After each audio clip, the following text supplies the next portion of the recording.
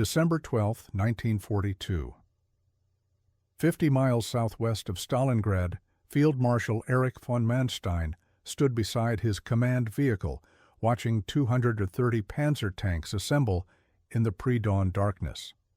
At 55, the Prussian officer had earned his reputation through audacity. This morning, he was betting everything on it. Ice fog drifted across the steppe. Tank commanders checked fuel gauges and ammunition counts one final time. Could they punch through 50 miles of Soviet defenses before winter storms made the advance impossible? What Manstein didn't know, in 72 hours, his relief force would reach the closest point to Stalingrad it would ever achieve. Then Soviet counterattacks would transform his armored spearhead into a death trap. The problem had started 3 weeks earlier. Soviet forces encircled 300,000 German soldiers inside Stalingrad. Field Marshal Friedrich Paulus commanded the trapped Sixth Army. Hermann Göring promised aerial resupply would sustain them. His Luftwaffe delivered 8 tons daily. The surrounded troops needed 750 tons. Men rationed ammunition. Hospitals ran out of morphine. Horses collapsed from starvation, then disappeared into cookpots within hours. Manstein arrived at Army Group Don headquarters on November 27th. Adolf Hitler handed him an impossible task: break the encirclement without withdrawing forces from other sectors. The field marshal studied maps showing Soviet positions. 3 defensive lines blocked the route to Stalingrad. Intelligence estimated 400 tanks defended those lines. Manstein commanded 230 Panzers. Simple mathematics suggested disaster. He designed Operation Winter Storm anyway. The plan called for WWII Panzer Corps to smash through Soviet defenses along the Kotelnikovo axis. Once armor reached the Myshkova River, 30 miles from Stalingrad, the Sixth Army would break out and link up with relief forces. Hitler approved the operation December 3rd. Then he added a fatal restriction. Paulus could not abandon Stalingrad until Manstein reached the city perimeter. General Hermann Hoth commanded the assault force. The 60-year-old tank specialist had led armored operations since Poland in 1939. He divided his 230 Panzers into 2 columns. The Sixth Panzer Division formed the main thrust. These tanks had fought across France, Yugoslavia, and deep into Russia. Their crews knew urban combat and steppe warfare equally well. The numbers seemed impossible: 230 German tanks against 400 Soviet defenders across 50 miles of prepared positions. But Hoth's intelligence officer confirmed every detail. Soviet forces expected the relief attempt. They built 3 concentric defensive rings specifically to stop it. Soviet 4th Mechanized Corps held the first line. Colonel General Andrei Yeremenko commanded all forces between Manstein and Stalingrad. Stalin's orders were explicit: no German unit reaches the encircled Sixth Army. Yeremenko positioned his tanks in successive echelons. If one defensive line broke, 2 more waited behind it. Temperature dropped to -15 Celsius on December 11th. Snow turned to ice overnight. Tank treads struggled for traction on frozen ground. Mechanics worked through darkness, keeping engines warm. Cold metal could shatter like glass if struck wrong. Crews learned to handle equipment carefully. Dawn broke at 7:30 hours December 12th. Manstein gave the attack order. 230 Panzer tanks rolled forward in staggered columns. Artillery hammered Soviet positions for 90 minutes first. Shells walked across defensive trenches in methodical patterns. Then the barrage lifted and armor advanced. 6th Panzer Division struck the Aksay River line first. Soviet anti-tank guns opened fire at 800 meters. Panzer IV commanders identified muzzle flashes and returned fire while advancing. Lieutenant Colonel Eberhard Roth led the 11th Panzer Regiment. His tanks crossed the frozen river at 3 points simultaneously. Defensive fire intensified. 2 panzers exploded from direct hits. Roth's column kept moving. By noon, German armor penetrated 4 miles into Soviet defenses. Resistance stiffened As reserves rushed forward, T-34 tanks counterattacked from concealed positions. Captain Wilhelm von Krosigk commanded a company of Panzer IIIs. He spotted 6 Soviet tanks moving to flank his position. Von Krosigk ordered his crews to halt and engage. The firefight lasted 8 minutes. 3 T-34s burned. 2 Panzer IIIs took hits but remained operational. They believed the first day's advance meant success was inevitable. They were catastrophically wrong. Soviet resistance collapsed along a 12-mile front by evening. Hoth's panzers pushed 17 miles before darkness forced a halt. German radio operators intercepted frantic Soviet transmissions requesting reinforcements. Manstein reviewed reports at his headquarters. The breakthrough exceeded expectations. He authorized resuming the advance at first light. December 13th brought heavier fighting. Soviet 4th Mechanized Corps repositioned to block the German axis of advance. Fresh T-34 battalions arrived from reserves. Colonel Ivan Volkov commanded one such unit. His orders directed him to delay German armor at any cost. Volkov deployed his tanks hull down behind low ridges. German reconnaissance spotted the positions at 0900 hours. Hoth committed his reserve Panzer regiment to the assault. Major Franz Beka led 35 Panzer IVs equipped with long-barreled 75mm guns.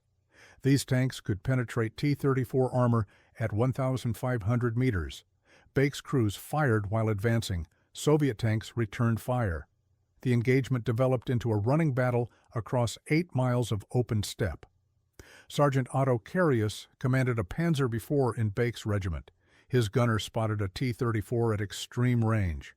Carius ordered a halt to stabilize their aim. The first shot missed. The second penetrated the Soviet tank's turret.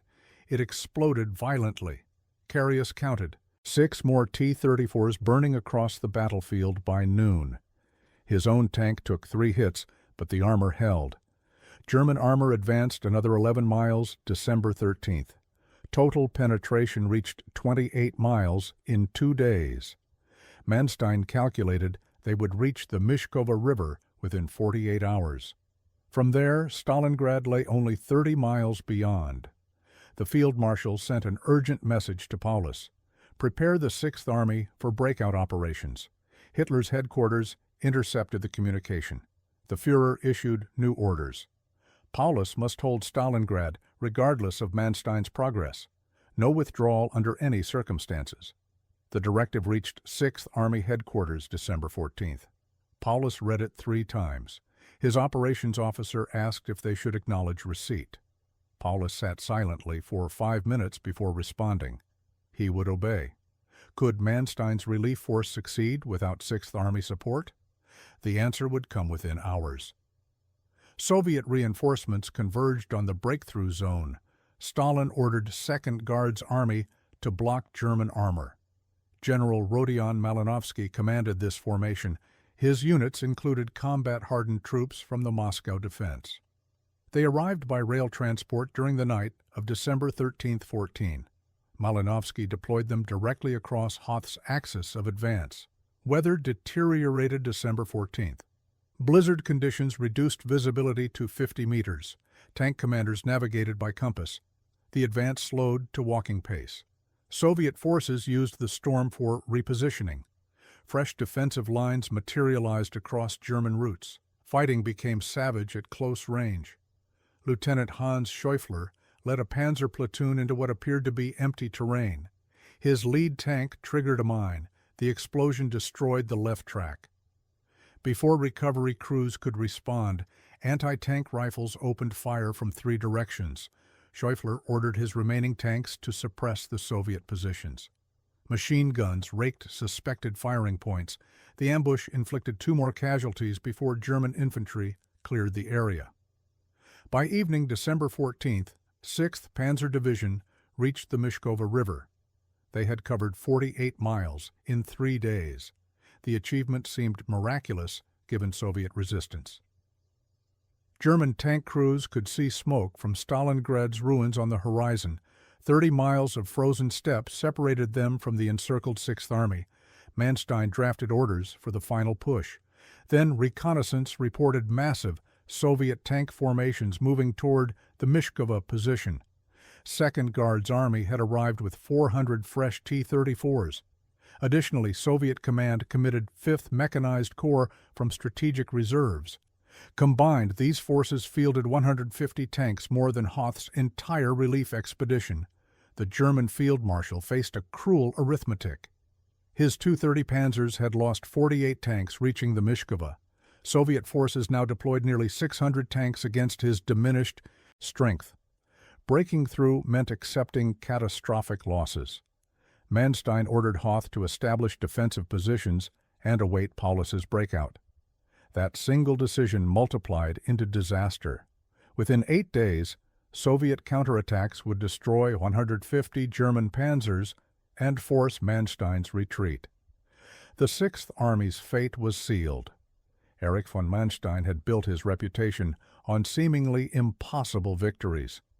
The 55-year-old Prussian officer designed the invasion plan for France in 1940.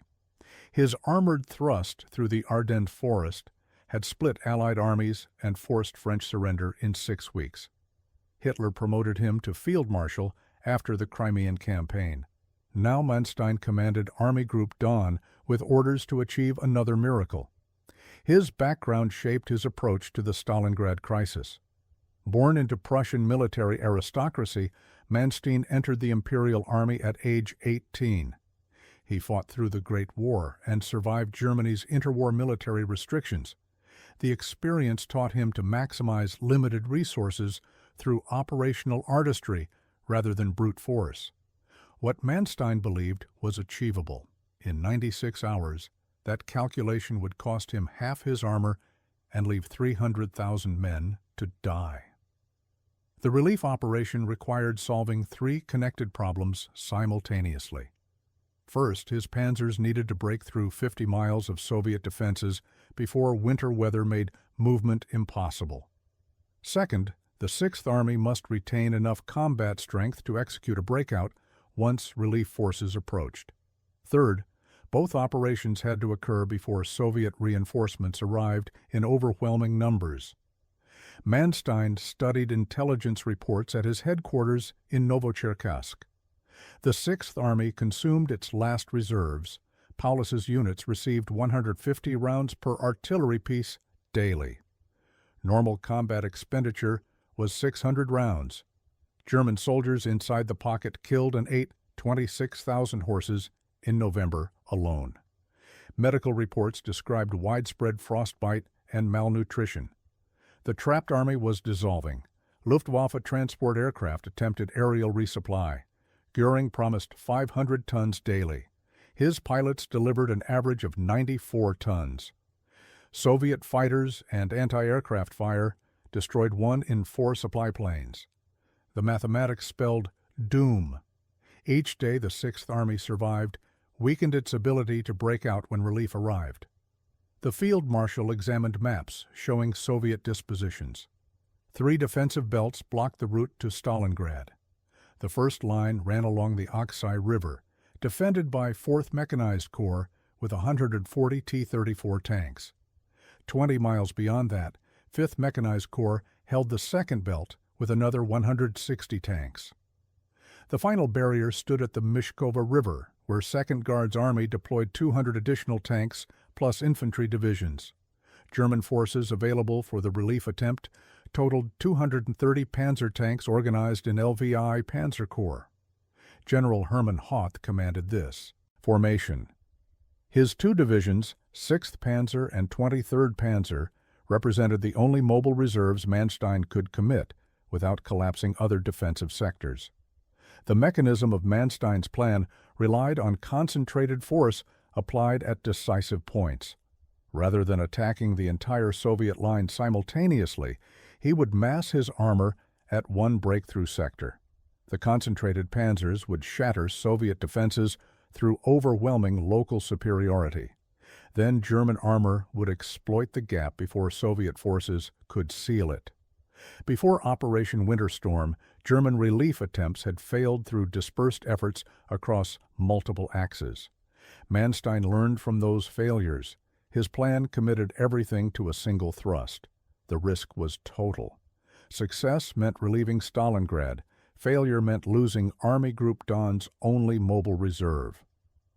After this operation launched, Soviet forces demonstrated they had studied the same lessons.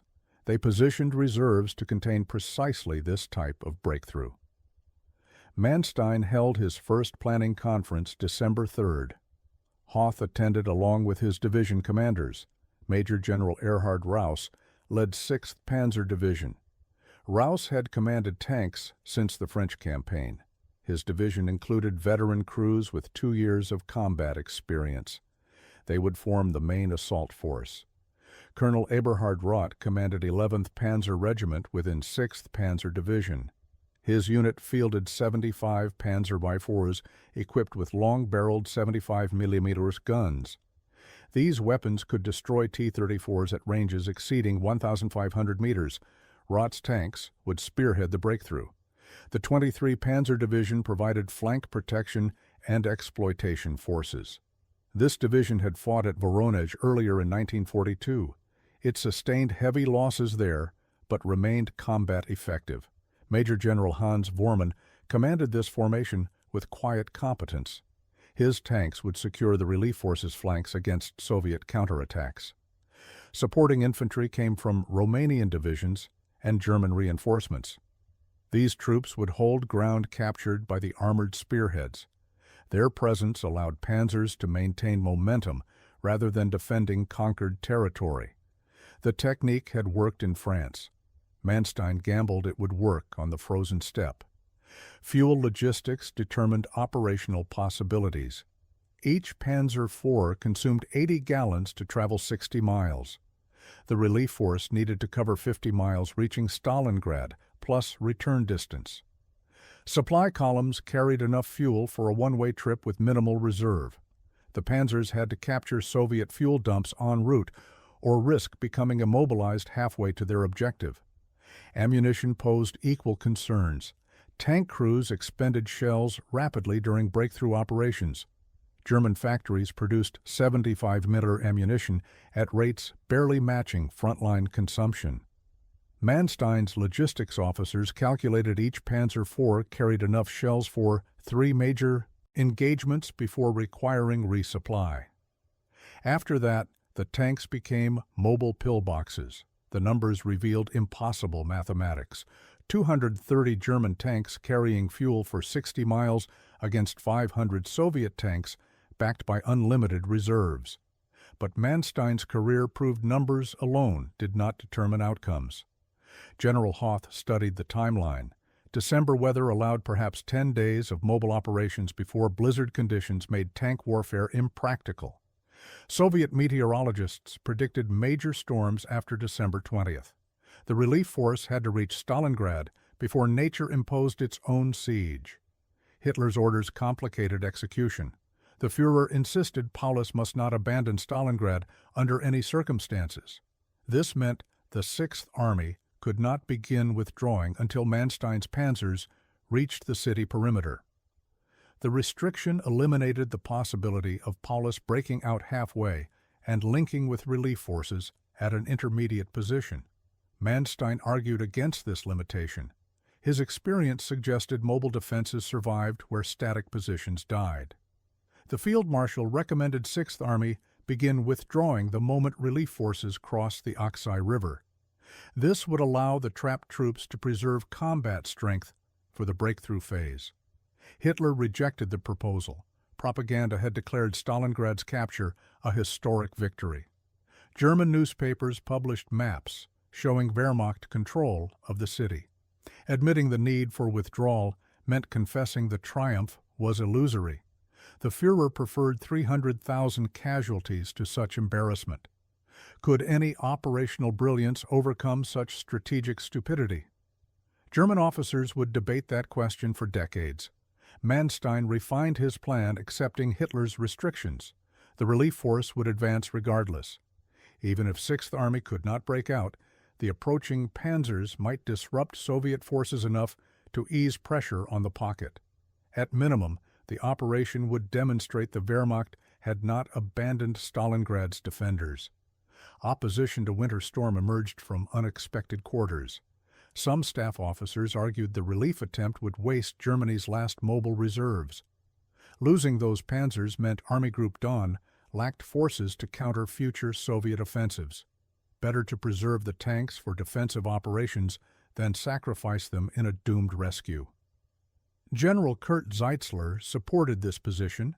As Army Chief of Staff, Zeitzler had recommended withdrawing Sixth Army in November, before encirclement became total. Hitler overruled him then.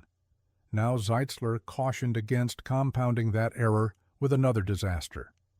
Manstein dismissed the objections. 300,000 German soldiers deserved a rescue attempt regardless of cost. The Field Marshal had commanded Sixth Army himself earlier in the war. He knew these troops personally. Professional obligation demanded he try everything possible to save them. The contrast between Manstein's operational genius and Hitler's strategic incompetence would define the battle's outcome. Nobody connected them for 2 fatal weeks. December 12th arrived with temperatures at -15 Celsius. Hoth's Panzers assembled at their start lines before dawn. Tank commanders received final briefings. Objectives were clear: breach Soviet defenses, reach the Myshkova River, hold position while Sixth Army breaks out. The first phase depended entirely on speed and violence. Artillery preparation began at 600 hours. German guns bombarded Soviet positions with methodical precision. Spotters identified defensive strongpoints and directed fire accordingly. The barrage lasted 90 minutes. Then it lifted, and 230 Panzer tanks surged forward into the pre-dawn darkness. Sixth Panzer Division's first contact came at the Aksay River crossing. Soviet 4th Mechanized Corps defended this line with 140 T-34 tanks and supporting infantry. Colonel Ivan Volkov commanded the defensive sector. His orders directed him to delay German armor at least 72 hours. Volkov deployed his tanks in 3 echelons with overlapping fields of fire. German reconnaissance detected the Soviet positions at 7:45 hours December 12th. Major General Raus studied the terrain through binoculars from his command vehicle. The frozen river offered several crossing points, but all were covered by anti-tank guns. Raus decided against a deliberate assault. Instead, he ordered his panzers to attack across a 12-mile front simultaneously. The broad advance would prevent Soviets from concentrating their defense. At 08:30 hours, 11th Panzer Regiment rolled forward. Tank commanders identified targets through the morning fog. Soviet guns opened fire at 800 meters. Shells struck 2 lead panzers, destroying them instantly. The remaining tanks accelerated and returned fire while advancing. This technique, shooting while moving, distinguished veteran crews from novices. Accuracy suffered, but momentum was everything. Lieutenant Werner Adamczyk commanded a Panzer IV in the assault wave. His gunner spotted a T-34 firing from a hull-down position behind a low ridge. Adamczyk ordered a halt to improve aim. The gunner fired. The shell missed by 2 meters. Soviet return fire ricocheted off Adamczyk's frontal armor. His gunner adjusted elevation and fired again. This round penetrated the T-34's turret. It exploded in a fountain of flame. By 1100 hours, German armor crossed the Aksay at 4 points. Soviet resistance remained fierce but uncoordinated. Volkov's reserves rushed to block breakthroughs without overall plan. Individual T-34 companies fought heroically but achieved nothing strategically. Raus's division pushed 17 miles before darkness forced a halt. First blood went to the Germans. That morning's success concealed approaching disaster. While 6th Panzer Division advanced, Soviet High Command mobilized massive reinforcements. 2nd Guards Army received orders to deploy across Manstein's axis of advance. This formation included 200 fresh T-34 tanks, plus crack infantry divisions from Moscow garrison. They would arrive within 72 hours. December 13th brought the relief force to Verkhneykumsky. German panzers attacked at dawn through ground fog. Visibility dropped to 30 meters in places. Tank commanders navigated by compass and map coordinates. The advance resembled blind groping more than military maneuver. Sergeant Otto Carius led a platoon of Panzer IVs through the murk. His crew detected enemy tanks by sound before visual contact. The distinctive whine of T-34 engines carried across frozen steppe. Carius ordered his tanks to halt and listen. 3 Soviet vehicles approached from the left. His gunner tracked the sound and fired when shadows appeared through fog. 1 T-34 burned, the others withdrew. Soviet 5th Mechanized Corps counterattacked at 1400 hours. Colonel Mikhail Solomatin commanded this formation with 160 tanks. His plan called for massed armor to strike German flanks while infantry held frontally. The tactic had worked at Moscow in 1941. Solomatin expected similar success here. German reconnaissance spotted the Soviet columns forming at 13 to 30 hours. Rauss reoriented his division to meet the threat. Panzer companies established defensive positions along a 6-mile front. Crews checked ammunition and fuel. Then they waited. Solomatin's T-34s appeared at 14-15 hours, advancing in broad formation. German tank commanders held fire until ranges dropped below 1,000 meters. The discipline was remarkable given approaching targets. At 800 meters, Rauss gave the firing order. 75 Panzer IVs engaged simultaneously. The engagement lasted 43 minutes. Soviet tanks closed to point-blank range before German fire broke their momentum. Solomatin lost 28 T-34s destroyed, plus 14 damaged. German casualties totaled 6 Panzers destroyed, 9 damaged. The kill ratio favored defenders 3-1. Tactical victory belonged to Sixth Panzer Division. Could they sustain such exchanges for another 40 miles? Attrition mathematics suggested otherwise. Nightfall, December 13th, found German armor 28 miles from its start line. Manstein reviewed progress reports at his headquarters. The advance exceeded his planning estimates. At this rate, Hoth's panzers would reach the Myshkova River by December 16th. From there, Stalingrad lay 30 miles distant. The Field Marshal drafted orders for Paulus to prepare Sixth Army for breakout operations. Hitler's headquarters received the same intelligence. The Führer held a war conference with his senior staff. Chief of Operations Alfred Jodl recommended authorizing Paulus to begin withdrawing immediately. The trapped Sixth Army needed every hour to marshal strength for the final push. Delay meant more casualties from starvation and exposure. Hitler rejected the advice. Stalingrad must remain occupied until Manstein's relief force actually reached the city. No exceptions. The order went to Paulus via encrypted radio. He acknowledged receipt without comment. His staff officers recognized the death sentence implicit in those instructions. While generals debated, German tank crews fought for survival. December 14th brought blizzard conditions. Visibility collapsed to near zero. Temperature dropped to minus 20 Celsius. Tank engines required heating 3 hours before starting. Crews worked through darkness, keeping machinery operational. Captain Wilhelm von Krosigk commanded a company advancing toward Soviet positions near Verkhneykumsky. His panzers moved in single file, each following the tank ahead. Navigation relied entirely on compass bearings. Von Krosigk's lead vehicle triggered a mine at 09:20 hours. The explosion destroyed the right track and killed the driver. Soviet anti-tank teams opened fire from 3 directions. Von Krosigk could not see the enemy positions through blowing snow. He ordered his tanks to fire at muzzle flashes. Machine guns raked suspected locations. The firefight continued 20 minutes before Soviet infantry withdrew. German casualties included 2 tanks destroyed, 1 damaged.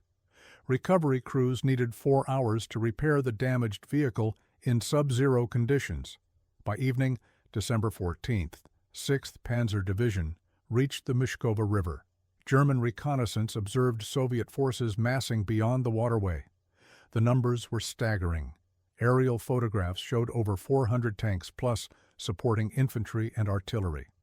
Second Guards Army had arrived. General Rodion Malinovsky commanded these forces. The 44-year-old officer had fought in the Russian Civil War at age 18. He survived Stalin's purges through competence and political neutrality. His orders from Moscow were explicit. German armor must not cross the Myshkova under any circumstances. Malinovsky deployed his tanks in 3 defensive belts. The first line held positions along the river's south bank. The second belt occupied terrain 5 miles north.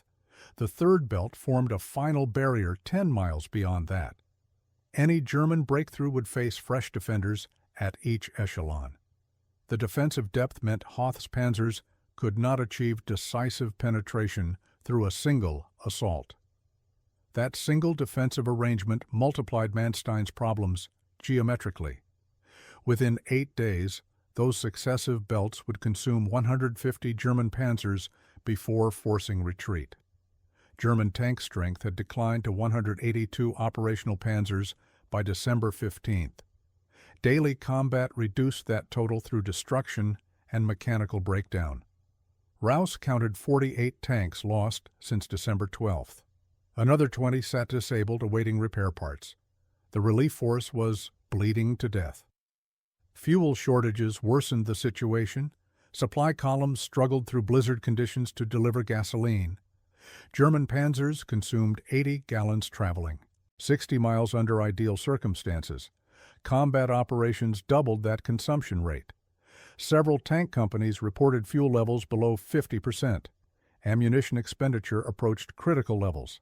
Each Panzer IV carried 92 rounds of 75 mm ammunition at full load. Heavy combat reduced that to 40 rounds or less. Resupply trucks could not navigate the frozen steppe fast enough to maintain stocks. Some crews rationed shells to 10 rounds daily, regardless of targets available. The contrast between German logistical failure and Soviet resupply success defined the battle's outcome. While Manstein's panzers starved for fuel, Soviet tank armies received continuous replenishment via rail lines running directly to the front. Nobody connected the two situations until collapse became inevitable. December 16th brought the relief forces' deepest penetration.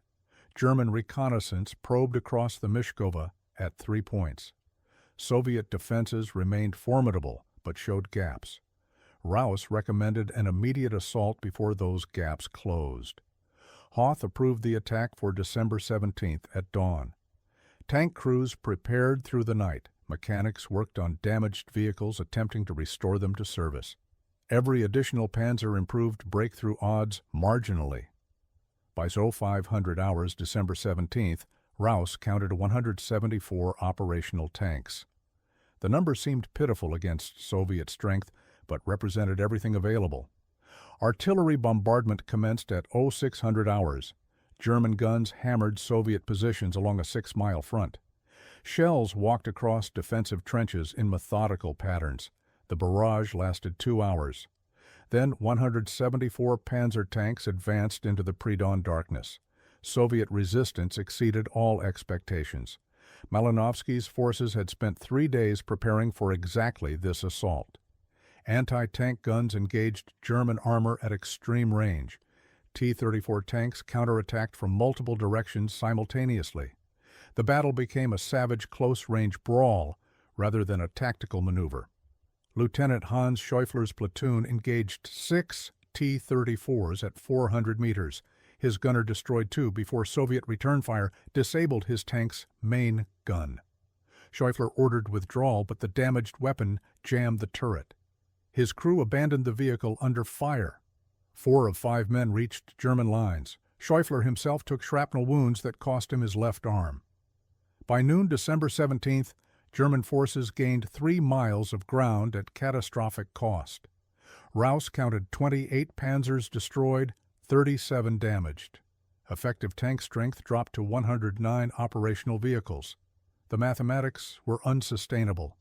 Another day of similar losses would render the relief force combat ineffective. How many more would die before Manstein acknowledged the inevitable?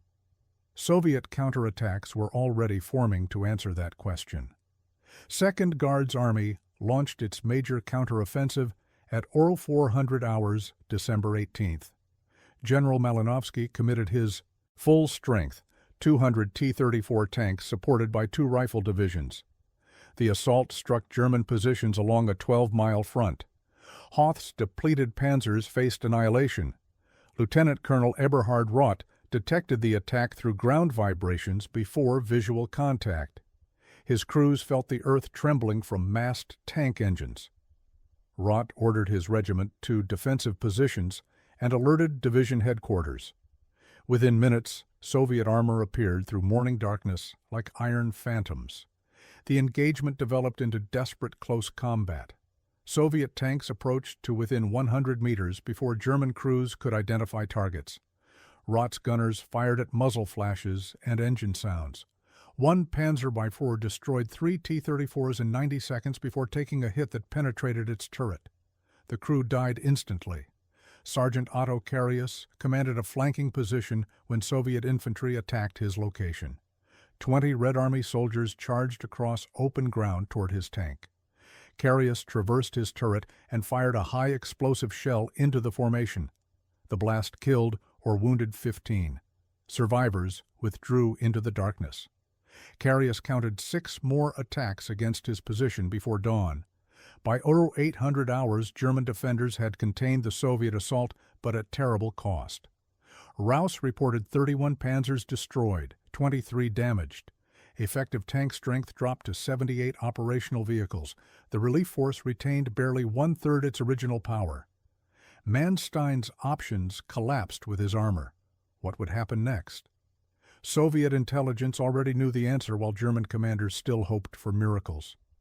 That morning, Soviet forces launched a second major offensive far northwest of the relief corridor. Operation Little Saturn targeted Italian and Romanian armies defending the Don River front. These attacks threatened to encircle Army Group Don entirely.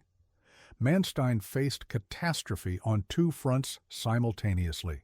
Intelligence reports reached his headquarters at 1100 hours. Romanian Third Army was collapsing under Soviet pressure. Italian Eighth Army reported enemy breakthroughs across multiple sectors. If those lines failed completely, Soviet tank armies would drive deep into German rear areas. Army Group Don itself might become another Stalingrad. Manstein studied his maps with growing horror.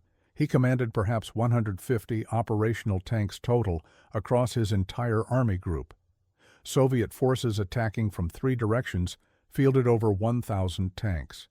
The mathematics spelled doom. Germany's entire southern front was disintegrating. The field marshal drafted urgent messages to Hitler's headquarters. He needed permission to withdraw forces from the Caucasus region. Those divisions could shore up the collapsing flanks. Without them, Army Group Don would be destroyed within 2 weeks. Manstein sent the request via encrypted radio and waited. Hitler's reply arrived December 19th. The Führer acknowledged the crisis but refused permission for Caucasus withdrawals. Those forces must hold their positions regardless of developments elsewhere. Hitler did authorize Manstein to suspend the Stalingrad relief operation if necessary to preserve Army Group Don. The permission came 2 days after it would have mattered. Could Manstein's scattered forces survive long enough to withdraw? Soviet operational tempo suggested otherwise. German panzers resumed defensive positions along the Myshkova River. Hoth reorganized his depleted divisions into consolidated battle groups. Tank crews cannibalized damaged vehicles for spare parts. Every operational panzer mattered now. The relief operation had failed, but survival remained possible if they withdrew immediately. Captain Wilhelm von Krosigk commanded a company during the withdrawal preparation. His orders directed him to hold a key road junction until other units passed through. Von Krosigk deployed his 9 remaining tanks in defensive positions and waited. Soviet reconnaissance probed his lines at 1400 hours December 19th. The probe became an assault within minutes. 30 T-34 tanks attacked von Krosigk's position from 2 directions. His crews engaged at maximum range, destroying 6 Soviet tanks before they closed to effective firing distance. Return fire knocked out 3 German Panzers in the first exchange. Von Krosigk's company fought for 3 hours before receiving withdrawal orders. He retreated with 4 operational tanks from the original 9. Night brought Soviet infantry assaults across multiple sectors. Red Army soldiers infiltrated German positions under cover of darkness. Close combat erupted around supply dumps and command posts. Lieutenant Werner Adamczyk defended his battalion headquarters against 40 attacking soldiers. His crew fired machine guns until ammunition ran low. Then they used grenades and small arms. The assault broke after 90 minutes. Adamczyk counted 12 Soviet bodies within 50 meters of his position. By midnight, December 19th, Hoth's forces had disengaged along most of the front. The withdrawal resembled controlled retreat rather than rout. Tank companies leapfrogged backward, each covering the other's movement. Soviet pursuit remained aggressive but failed to cut off withdrawing Germans. How long could they maintain discipline during retreat? The answer would determine whether the relief force survived or perished. December 20th brought the worst blizzard of the winter campaign. Visibility dropped below 10 meters. Temperature reached -28 Celsius. Tank engines froze solid within hours of shutting down. German crews kept their vehicles running continuously to prevent cold damage. Fuel consumption became catastrophic. Major Franz Becke led a rearguard action covering the withdrawal route. His 31 Panzers engaged pursuing Soviet forces at point-blank range through blinding snow. Both sides fired at muzzle. Flashes and shapes glimpsed through the storm. Becke's tanks destroyed 18 T-34s before withdrawing to the next defensive line. His own casualties totaled 7 Panzers knocked out. Soviet pressure intensified as German forces neared their start positions. Malinovsky recognized the opportunity to destroy the relief force entirely. He committed his reserves in pursuit, hoping to overtake withdrawing Germans before they reached defensible terrain. The race became a test of endurance rather than tactical skill. Sergeant Carius's tank developed mechanical problems at 1600 hours December 20th. The transmission failed completely, leaving his Panzer immobilized. Carius ordered his crew to destroy the vehicle and proceed on foot. They set demolition charges and retreated 100 meters before detonating. The explosion consumed their tank in a pillar of flame. Carius and his men walked 12 miles through the blizzard before reaching German lines. By December 21st, Hoth's forces had withdrawn to positions near Kotelnikovo, their original start line. The relief operation had covered 96 miles in 9 days. German casualties totaled 108 Panzers destroyed, 43 damaged beyond repair. Effective tank strength stood at 79 operational vehicles from an original 230. The losses represented Germany's last mobile reserve in southern Russia. That withdrawal sealed Sixth Army's fate inside Stalingrad. Paulus radioed Manstein requesting evacuation authority. The Field Marshal forwarded the request to Hitler. The Führer's response arrived December 22nd. Sixth Army must hold Stalingrad until relieved. No withdrawal authorized. 300,000 men would die following that order. Manstein reviewed casualty reports with his staff. The relief operation had failed completely. Worse, Soviet offensives northwest of Stalingrad threatened Army Group Don's entire position. Romanian and Italian armies were collapsing. Soviet tank armies approached open terrain with nothing blocking their advance. Could any force stop the Soviet steamroller? German officers doubted it while planning desperate improvisations. The Field Marshal ordered emergency withdrawals from the Caucasus, despite Hitler's restrictions. Mountain divisions received orders to abandon positions and march north. Their arrival might stabilize the front. Might. Manstein gambled his career on that single word. December 23rd brought Soviet breakthrough near Milarovo. Enemy tanks penetrated 40 miles beyond the former front line. German rear area units fled in disorder. Supply dumps fell into Soviet hands intact. The disaster accelerated hourly. Major General Raus withdrew 6th Panzer Division toward Rostov. His remaining tanks numbered 63 operational vehicles. Crews were exhausted from continuous combat. Supplies ran critically low. Raus estimated his division could fight one more major engagement before losing all combat effectiveness. At Stalingrad, surrounded German soldiers listened to radio reports describing the failed relief. Morale collapsed completely. Men who had held positions for weeks abandoned their posts. Officers executed deserters to maintain discipline. The Sixth Army was dying from within. Paulus sent a final message to Manstein, December 24th. Ammunition exhausted. Heavy weapons lost. Further defense impossible. Request permission withdraw immediately. Manstein forwarded the plea to Hitler. The Führer replied, "Sixth Army will hold Stalingrad to the last man." Lieutenant Adamczyk heard that order, read to his company on Christmas Day. Men wept openly. Some laughed hysterically. Adamczyk felt nothing. Emotion required hope. Hope had died with Manstein's retreat. How many more would perish before spring? Soviet artillery bombardments were already calculating that answer. During Operation Winter Storm's 9 days, Manstein's relief force achieved the impossible before reality destroyed it. German armor penetrated 48 miles through 3 Soviet defensive belts.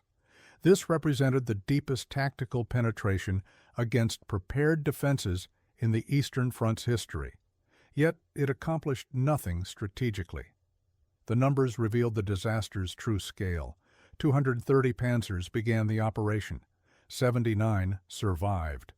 German casualties included 108 tanks destroyed, 43 damaged beyond repair. Crew losses totaled 1,247 killed, 2,890 wounded, 341 missing. The relief force lost 67% of its armored strength in 9 days of combat. Soviet forces demonstrated the strategic impossibility Manstein faced. Second Guard's army alone deployed 400 tanks against his 230. When German armor broke through initial defenses, Soviet command committed 5th Mechanized Corps with an additional 160 tanks. Total Soviet strength opposing the relief exceeded 600 tanks with unlimited reserves behind them. No operational brilliance could overcome such material disparity. What Manstein didn't know during planning, Soviet intelligence had intercepted German communications detailing Winter Storm's entire plan. Marshal Georgy Zhukov positioned his forces specifically to counter Manstein's offensive. The relief operation attacked into a prepared killing zone designed to destroy it. That intelligence advantage multiplied Soviet tactical success exponentially. While German commanders believed they achieved surprise, Red Army units waited in prepared positions. Soviet tank crews knew German objectives before Manstein's panzers crossed the start line. The operation was doomed before it began. Strategic impact rippled far beyond the immediate battlefield. Manstein's failed relief consumed Army Group Don's last mobile reserve. When Soviet forces launched Operation Little Saturn against Romanian and Italian armies, no German armor existed to counter the breakthrough. The entire southern front collapsed within 3 weeks. By January 15, 1943, Soviet tank armies had advanced 200 miles beyond their December positions. German forces retreated toward Rostov in disorder. The Caucasus Army Group faced encirclement. Only Hitler's belated authorization for withdrawal prevented a second Stalingrad, encompassing 400,000 additional troops. The relief operation's failure sealed Sixth Army's fate inside Stalingrad. Paulus's trapped forces consumed their final ammunition by January 10th. German soldiers surrendered in large groups despite orders to fight to the last man. Soviet forces divided the pocket into isolated segments and reduced them methodically. On January 31st, 1943, Paulus surrendered along with his entire headquarters staff. Hitler promoted him to Field Marshal that morning, No German field marshal had ever surrendered. Paulus capitulated anyway. The promotion meant nothing to dying men. Final casualty figures documented the catastrophe. Of 300,000 German soldiers encircled at Stalingrad, only 91,000 survived to become prisoners. Soviet camps claimed 85,000 of those within 6 months. Approximately 6,000 German soldiers from Sixth Army eventually returned to Germany. The others died from starvation, disease, and exposure. Operation Winter Storm failed because it attempted solving a strategic problem through operational means. Manstein's tactical brilliance could not overcome Hitler's strategic stupidity. The Führer's refusal to authorize Sixth Army withdrawal until relief forces actually reached Stalingrad created impossible conditions for success. Would earlier authorization have saved the trapped army? Military historians debate that question today. The most optimistic analyses suggest perhaps 150,000 soldiers might have escaped encirclement had Paulus received withdrawal orders in late November. By December, starvation and Soviet pressure had weakened Sixth Army beyond effective combat capability. The winter 1942-43 campaign cost Germany irreplaceable resources. Sixth Army's destruction removed 22 divisions from German order of battle. Manstein's relief operation consumed the last significant Panzer reserve in southern Russia. Combined losses totaled approximately 450,000 casualties across 3 months. Soviet gains from the Stalingrad campaign exceeded territorial conquest. The Red Army demonstrated it could defeat Wehrmacht forces in mobile operations. Earlier Soviet victories had relied on numerical superiority or winter conditions. Stalingrad proved Red Army commanders could outmaneuver German generals through superior operational planning. That psychological shift transformed the Eastern Front's entire character. German officers who had treated Soviet forces with contempt in 1941 learned respect through catastrophe. The Wehrmacht never recovered the initiative it lost that winter.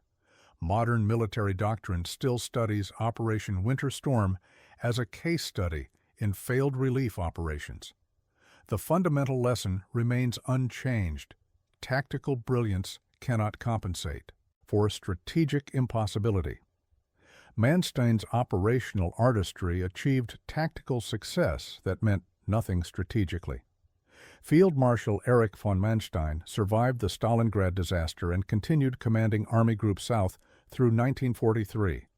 Hitler dismissed him in March 1944 after continued disputes over strategy. Manstein spent the war's final year in forced retirement. British forces captured him May 1945. Post-war tribunals charged Manstein with war crimes related to Wehrmacht cooperation with SS death squads.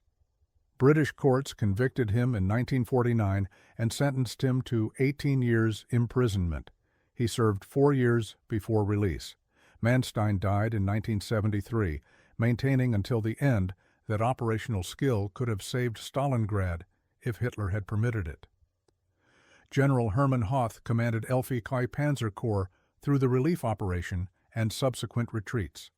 Soviet forces captured him in May 1945. A Soviet military tribunal sentenced him to 25 years for war crimes. He served until 1955 before release. Hoth died in 1971, bitter that his tactical achievements received less recognition than his failures. Major General Erhard Raus survived the war and avoided war crimes prosecution. His memoirs provided detailed accounts of Operation Winter Storm's tactical execution. Raus served as a consultant to U.S. Army historical divisions during the 1950s. He died in 1956, remembered as one of Germany's finest division commanders. Sergeant Otto Carius survived the Stalingrad campaign and continued fighting until war's end.